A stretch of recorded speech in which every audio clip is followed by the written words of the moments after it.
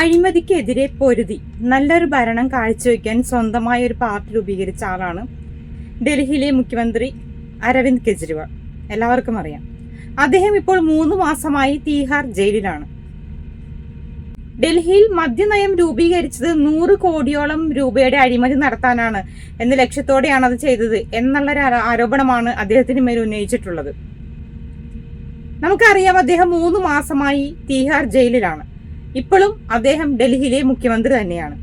അപ്പോൾ സ്വതന്ത്ര ഇന്ത്യയില് ആദ്യമായിട്ടാണ് ഒരു മുഖ്യമന്ത്രി ജയിലിലാവുന്നത്. ഒരുപാട് ആൾക്കാർ, ഒരുപാട് മുൻ മുഖ്യമന്ത്രിമാർ ജയിലിലായിട്ടുണ്ട്. അവര് ജയിലിലാക്കുന്നതിന് മുമ്പ് അവർ ആ സ്ഥാനം രാജിവെച്ചിട്ടാണ് ജയിലിൽ പോയിട്ടുള്ളത്. അതുകൊണ്ട് തന്നെ ആ ഒരു സ്ഥാനം ഇപ്പോഴും പിന്തുടരുന്നത് കൊണ്ട് ആദ്യമായാണ് ഒരു മുഖ്യമന്ത്രി ജയിലിനകത്ത് കിടക്കുന്നത്.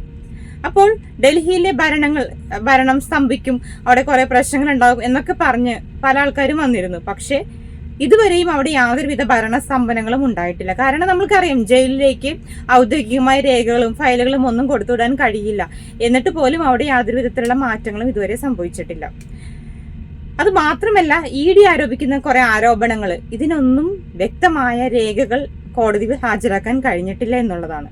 അതുപോലെ അദ്ദേഹം ആരോപണം നടത്തിയെന്ന് പറയപ്പെടുന്നുണ്ടെങ്കിലും ഒരുപാട് രാഷ്ട്രീയ നേതാക്കൾ ഒരുപാട് തരത്തിലുള്ള ഇതിലും കൂടുതൽ അഴിമതികൾ നടത്തി ഇപ്പോഴും സുഖമായി ജീവിക്കുന്നുണ്ട്. അപ്പൊ പ്രത്യേകം ഒരാളെ മാത്രം ടാർഗറ്റ് ചെയ്ത് എന്തുകൊണ്ടാണ് ഇങ്ങനെ ചെയ്യുന്നതെന്ന് എനിക്കറിയില്ല. വിചാരണ തടവുകാരനായി ഒരുപാട് നാളൊന്നും അദ്ദേഹത്തെ കോടതിയിലിടാൻ കഴിയില്ല.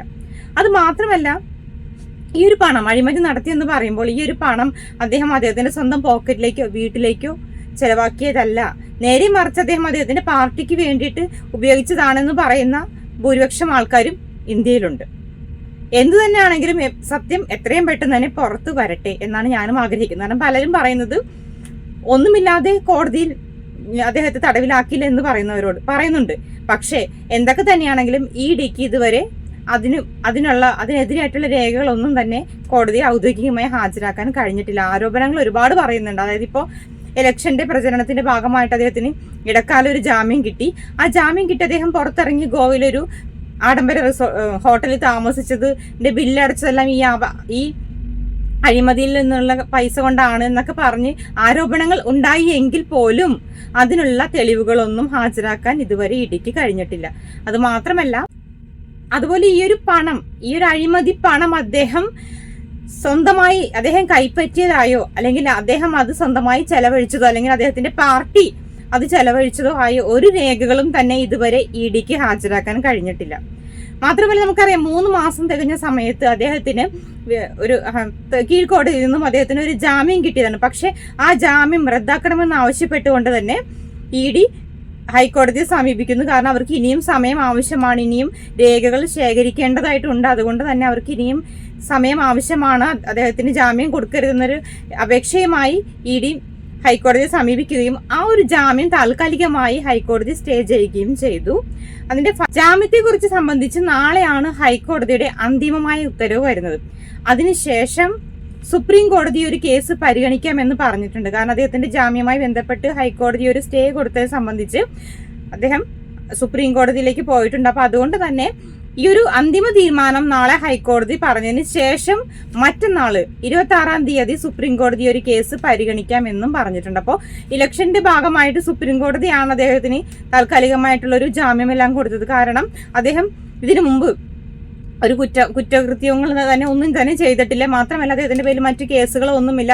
അതുമാത്രമല്ല, അദ്ദേഹം ഇന്ത്യ വിട്ട് പുറത്തു പോകില്ല എന്നുള്ളൊരു ഉറപ്പുള്ളത് കൊണ്ടാണ് അദ്ദേഹത്തിന് താൽക്കാലികമായിട്ട് ഇലക്ഷൻ സമയത്ത് ജാമ്യം സുപ്രീം കോടതി കൊടുത്തത്. അപ്പൊ അതുകൊണ്ട് തന്നെ ഇനിയും എന്താണ് സംഭവിക്കാൻ പോകുന്നത് എന്ന് നമുക്കറിയില്ല. അപ്പൊ നാളെയാണ് അന്തിമമായിട്ടുള്ള ഒരു വിധി ഹൈക്കോടതിയിൽ നിന്ന് വരുന്നത്. അതിന് ശേഷം മറ്റന്നാൾക്ക് സുപ്രീം കോടതി അതിനൊരു തീരുമാനം ഉണ്ടാക്കുന്നതായിരിക്കും. അപ്പൊ ഞാൻ പറയുന്നത് ഇത് നമ്മുടെ ഇന്ത്യ എന്ന് പറയുന്ന ഒരു ജനാധിപത്യ രാജ്യമാണ്. അതെല്ലാവർക്കും അറിയാവുന്ന കാര്യമാണ്. അപ്പോൾ അതുകൊണ്ട് തന്നെ ഈ ഒരു അഴിമതി, ഇതിനൊന്നും തന്നെ രേഖകൾ ഇതുവരെയും EDക്ക് ഹാജരാക്കാൻ കഴിഞ്ഞിട്ടില്ല എന്നുള്ളതൊരു വാസ്തവം തന്നെയാണ്. അപ്പൊ എന്താണെങ്കിലും സത്യം, അദ്ദേഹം അഴിമതി ചെയ്തിട്ടുണ്ടെങ്കിൽ അത് തെളിയിക്കട്ടെ. വ്യക്തമായ രേഖകളുടെ അടിസ്ഥാനത്തിൽ, അല്ലാതെ ആരോപണങ്ങൾ കൊണ്ടല്ല, വ്യക്തമായ രേഖകളുടെ അടിസ്ഥാനത്തിൽ അദ്ദേഹം അഴിമതി ചെയ്തിട്ടുണ്ടെങ്കിൽ അത് തെളിയിക്കട്ടെ. അല്ലാത്ത പക്ഷം ഒരു നിരപരാധി പോലും ശിക്ഷിക്കപ്പെടരുത്.